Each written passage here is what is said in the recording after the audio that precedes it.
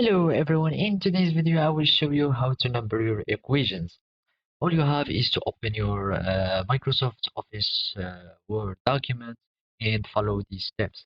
Here in this example I have this text, this random text, and I have these three equations. Now I will just number them.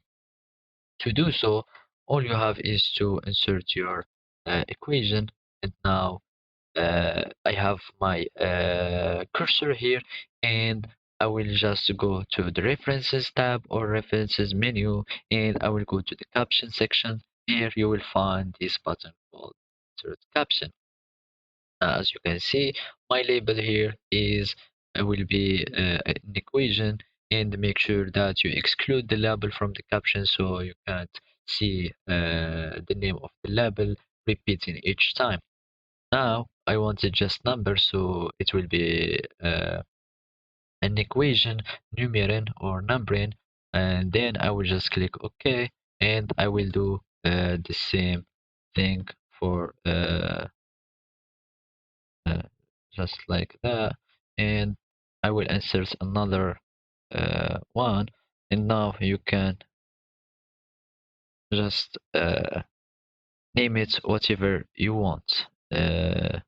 Let's insert the caption again, and we will do like that. Preferably to insert your numerin after spacing so it won't be on the same box, and now we can add our numbering. For example, let's just be a 2 or whatever you want. Now to link this numerin or this equation, for example, with a line or with a paragraph or with place in a text, all you have is to make your cursor or place your cursor to the place you want to link this equation with, and go to the cross references. And here you will find your equation or your numbering. Here, for example, I will choose this one, and I will insert the reference to the numbering and all that. Uh, as you can see, uh, you should have reference type, insert reference to entire caption, and now I will just page number, for example, and as you can see, or only caption text,